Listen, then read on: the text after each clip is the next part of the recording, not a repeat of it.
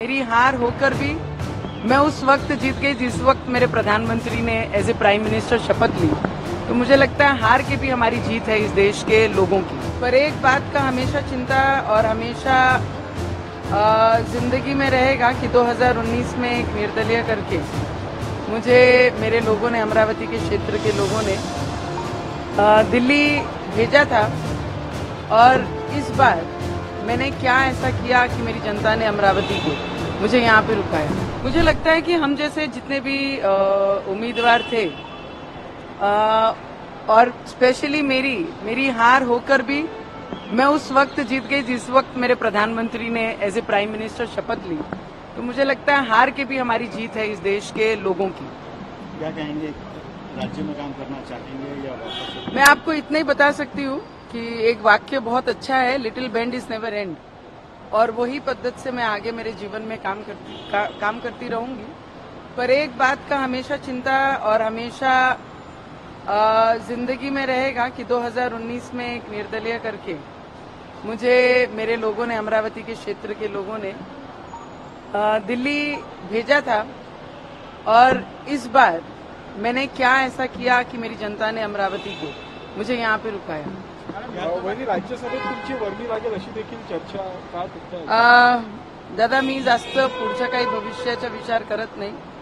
आज जैसे भारतीय जनता पार्टीचे एक कार्यकर्ता म्हणून मी माझ्या क्षेत्राचे आजूबाजू जेवढेही जिल्हे आहेत, येणाऱ्या काळामध्ये कशा पद्धतीने आमच्या नेत्यांसोबत सगळ्यांसोबत बोलून पुढची वाटचाल आपण कशी केली पाहिजे त्याच्यासाठी तयारी करू। हाईकमांडचं कोई कमिटमेंट हुआ है? पंतप्रधान नरेंद्र मोदीजींनी मुस्लिम आरक्षण रद्द करण्यात तेलंगणामध्ये सरकार स्थापन झालं, आता एक दिवस त्या ठिकाणी मुस्लिम आरक्षण देण्यात आले आणि महाराष्ट्रामध्ये अजित पवारांचं समर्थन आहे त्यावर। ते कसं पाहतात मुस्लिम आरक्षण?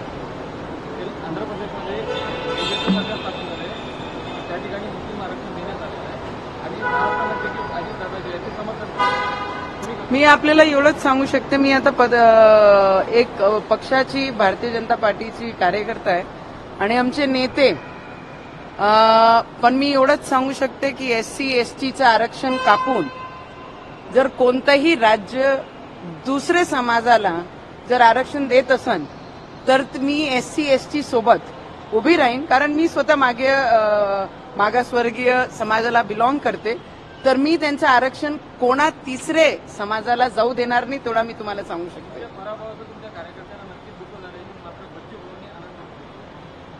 असे खूप सारे त्याला उत्तर मी येणाऱ्या भविष्यामध्ये जेवढेही माझे जिल्ह्याचे लोक आहेत, मी खूप इमानदारीने काम केलं। काही लोक मैदान जिंकण्यासाठी येतात, काही लोक दुसऱ्यांचा पराभव करण्यासाठी मैदानात येतात। त्याच्यात दोन्ही अंतर आहे। मी छत्रपती शिवाजी महाराजांचे विचारावर चालणारी आहे, जिंकून मैदान दुसऱ्याला लाभ कसा द्यायचा त्या विचाराने चालते। हायकमांडला या सगळ्या बाबतीत तुम्ही काही सांगितलेलं आहे का? कारण मला वाटते की आमचे पक्षाचे जेवढेही मोठे नेते आहेत त्यांना प्रत्येक गोष्टीची जाण आहे आणि त्यांच्यासोबत बोलत असताना त्यांना हे सुद्धा माहिती आहे की काय घडलं, कसं घडलं म्हणून। तर आम्हाला जास्त कार्यकर्त्यांना सांगायची गरज पडत नाही। आमचे नेते तेवढं सक्षम है कि प्रत्येक कार्यकर्ता जान ते ठेवत है। दिल्ली में गए थे आप, हमने हाईकमांड के लोगों से मिला, तो कुछ मार्गदर्शन मिला या कुछ? मुझे लगता है हमारी खुशी का अंत नहीं था। लोगों ने बहुत झुंड बनाकर मोदी जी को रोकने की कोशिश की, पर शेर तो हमेशा शेर होता है। जब शपथ ले रहे थे तो सबने देख लिया कि शेर अकेला लड़ा और किस तरीके से लड़ा और किस तरीके से जीत के आया।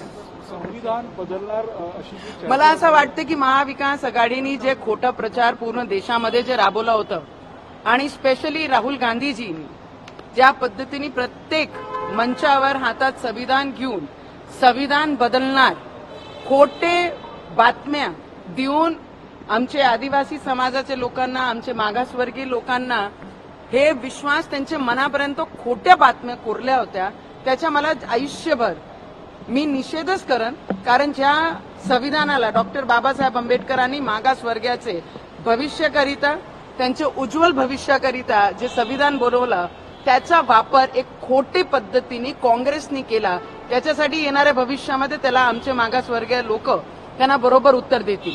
संजय राऊतांनी असं म्हटलं की पुढील 4 महिन्यात पुन्हा राज्याचं नेतृत्व जे आहे ते उद्धव ठाकरे करतील, म्हणजे कुठेतरी मुख्यमंत्री। मला असं वाटतंय उद्धव ठाकरेजींनी तर स्पष्ट म्हटलं होतं की आम्ही शपथ घेऊ आणि मोदीजींना निमंत्रण करू, तर दिवसात स्वप्न घेणारे उद्धव ठाकरे आणि त्यांचे पोपट ते आहे. त्यांना माहित आहे कोणी आता शपथ घेतलेली आणि येणाऱ्या भविष्यामध्ये महाराष्ट्राची जनता ज्या पद्धतीने काम केलं, या लोकसभामध्ये ज्यांनी प्रतिसाद दिलं, पर्सेंटेज ऑफ वोट जे या महाराष्ट्रामध्ये दिसलाय, तर ते स्पष्ट त्याच्यामध्ये पोपटाची ऐकण्याची आणि उद्धव ठाकरे ज्या पद्धतीने ज्या आवाजाने बोलत होते की मोदींना आम्ही निमंत्रण करू, त्यांनी पाहून घेतलं की मोदी शेरी आहे. उद्धव ठाकरेंच्या कार्यकर्त्यांनी अमरावतीमध्ये हनुमान चालीसा पठण करत आनंद साजरा केला तुमच्या पराभवात. मला असं वाटतं की उद्धव ठाकरेंजींनी सुद्धा मी पराभव झाली आत्ता तरी हनुमान चालीसा त्यांनी केलं पाहिजे.